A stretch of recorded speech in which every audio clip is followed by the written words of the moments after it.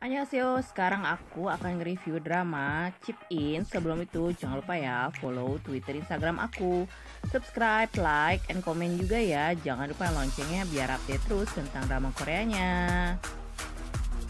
Drama ini mengisahkan tentang Yoo Bit-na, seorang putri pelukis terkenal yang memiliki aset properti bernilai miliaran won. Namun terjadi perebutan sengit atas kepemilikan properti tersebut yang membuat Bitna terlibat dan harus mencari tahu tentang sebuah kebenaran. Tuan Yoo In-ho, penulis terkenal, tiba-tiba memanggil semua anggota keluarganya. Ia tinggal di rumah dengan istrinya yang bernama Ji Sul-yong yang sudah diceraikannya dan kembali bersama tanpa ikatan pernikahan. Ia juga tinggal dengan temannya yang layak seperti asistennya, selalu setia di samping Tuan In-ho, yaitu Moon Jung-wook. Tuan Yoo punya istri selingkuhan yaitu Kim Ji-hye yang memiliki anak bernama Yoo Bit-na. Hanya Bit-na yang masuk ke dalam kartu keluarga Tuan Yoo, jadi hanya ia yang bisa mendapatkan harta warisan secara resmi apabila Tuan Yoo meninggal. Tapi mereka semua memperebutkan harta termasuk adik tiri dari Tuan Yoo yaitu Do Ko-chul.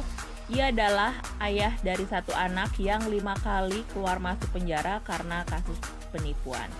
Ia sangat berambisi memiliki harta warisan dari kakak tirinya tersebut. Do Ko-sun adalah anak dari Do Ko-chul yang tinggal satu atap dengan Tuan Yoo karena ayahnya harus masuk ke penjara.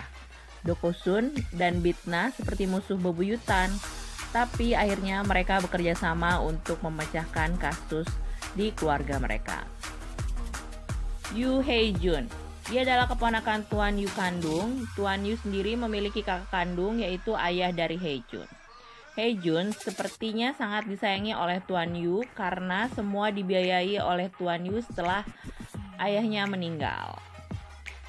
Nyonya Park Jin-suk, ia adalah pelayan di rumah Tuan Yoo. Nyonya Park berada di rumah yang cukup lama sebagai seorang pelayan. Tapi ia selalu menerima hukuman dari Tuan Yoo karena rasa makanan yang terlalu asin untuk Tuan Yoo. Ia pun harus menuliskan permintaan maaf beberapa lembar kepada sang majikan. Saat acara ulang tahun Tuan Yoo, mereka mencari perhatian agar bisa mendapatkan harta warisan dari Tuan Yoo. Tapi saat pagi hari, Bit-na yang membawa makanan melihat ayahnya sudah meninggal di atas tempat tidurnya. Lalu siapakah yang membunuh Tuan Yoo?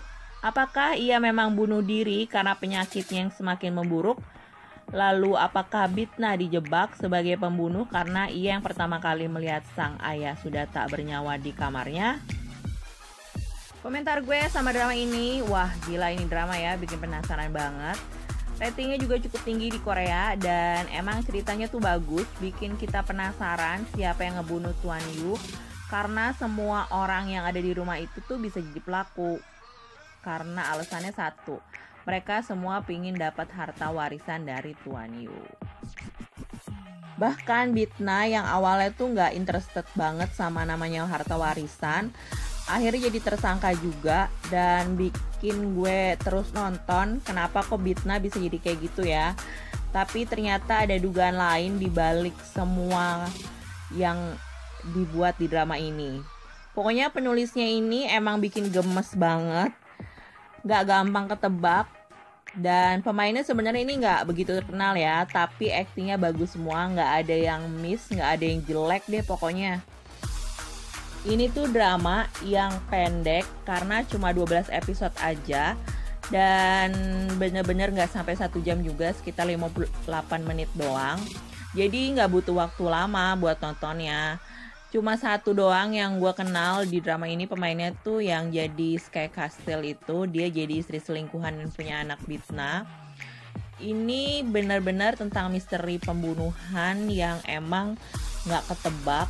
Terus kalian tuh bisa nonton aja ya, gue gak akan ngasih spoiler siapa yang ngebunuh si Tuan Yoo ini.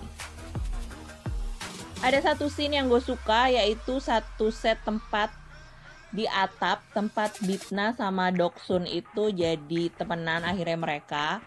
Jadi mereka tuh kayak dikasih tenda gitu buat mereka duduk-duduk dan memecahkan kasus tersebut gitu ya. Dan itu gue suka banget di situ, kayaknya berharap supaya gue punya rumah yang ada tenda di bagian atas gitu. Jadi kalau misalnya pas lagi adem-ademnya tuh bisa berteduh di sana gitu. Dari drama ini gue bisa melihat kalau orang kaya itu sebenarnya bermuka dua ya.